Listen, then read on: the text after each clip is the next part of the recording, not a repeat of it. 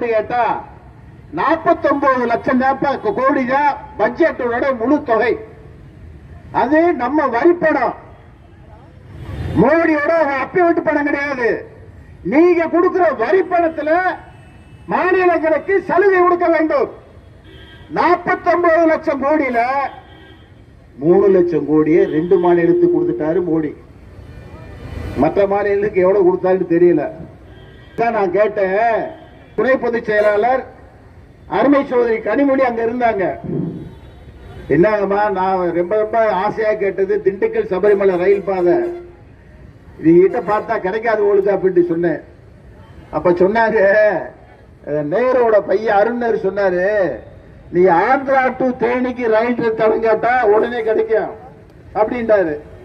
கனிமொழி சொன்னாங்க, இன்னும் உடனே கிடைக்கணும்னு சொன்னா ஆந்திரா தேனி பீகார் வழித்தடம் கேட்டாக்க உடனே கிடைக்கும்ட்டாங்க.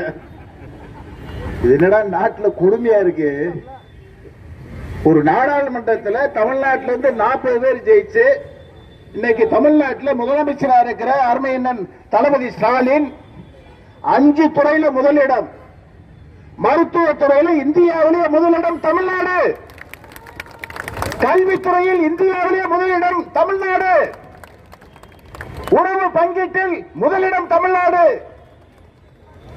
இவ்வளவு சிறப்பை பெற்ற தமிழ்நாட்டிற்கு மத்தியிலே ஆண்டு கொண்டிருக்கிற ஒன்றிய அரசு நிதி கொடுப்பதில் சிக்கல். கேட்டா காரணம் சொல்றாங்க, ஒரு 20 சீட்டை பிஜேபி கொடுத்திருந்தா நாங்க நிறைய கொடுப்போம்ன்றாங்க.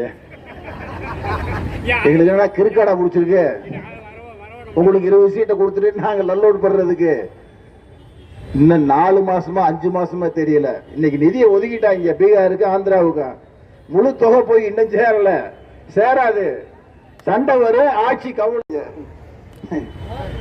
போய் அதிகாரியை பார்த்தேன் டெல்லியில, 1500 கோடி சத்தியமா கிடைக்காதுண்டாங்க. எப்படி சத்தியமா கிடைக்காதுண்டாங்க?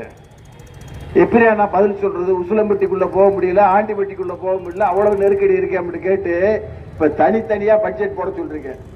அது ஒரு 300 கோடி, இது ஒரு 200 கோடி, இது ஒரு 400 கோடி, இப்படி தனித்தனியா போட சொல்றீங்க. நிலைமையை பாரு, தமிழ்நாட்டு எம்பி கூட நிலைமைய எவ்வளவு கஷ்டமான வேலை பாரு.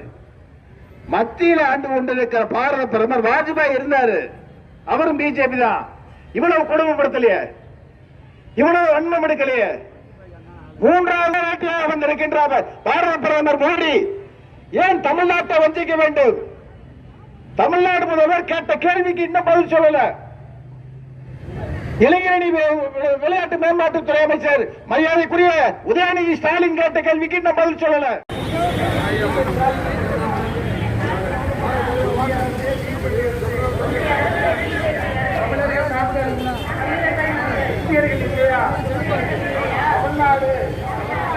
தமிழ்நாடு